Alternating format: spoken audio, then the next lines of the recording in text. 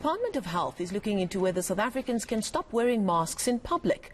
Health Minister Joe Phaahla says that his department has been listening to various experts and will present options to the President within the next 2 weeks.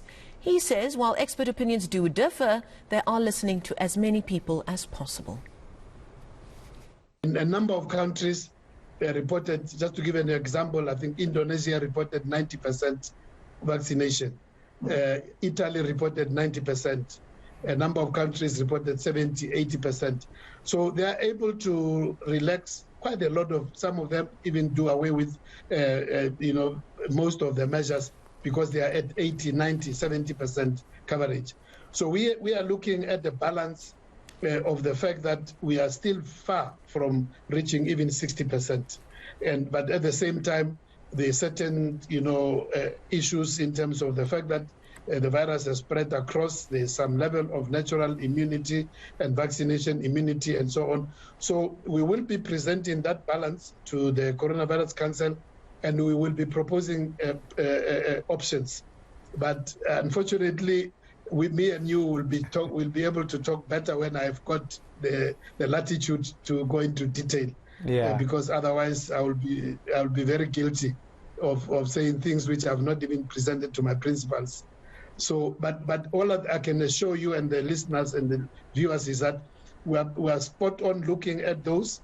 We will be presenting options, and just on the masks, we are aware of the fact that there are certain views about indoor, outdoor, the risk, and so on. So we're making very practical proposals. I mean, some experts in South Africa, in particular Professor Shabir Mahdi, suggests there's no need for masks because given our vaccination rate versus the immunity that we have right now in the population after a recent study, that there's no need for masks right now, especially outdoors. So are you saying to me that's also being considered? Everything's being considered when it comes to this decision going forward? Well, we listened to a number of inputs. Within our own Ministerial Advisory Committee, we get various views, but we also listen to other experts. We can't listen to one expert. We listen to a variety. As you would know, a few weeks ago, just to give you an example, the DG of WHO was here in South Africa. We spent 2 days together in Cape Town. He was also in 2 of the meetings I attended virtually this week. Dr. Michael Ryan, who is an expert at WHO, they also give us a different aspect. And if you look across nations of the world, you will find different views. So we have to look at the balance of all those views. So we will present those. All that I can tell you is that nothing is off the table.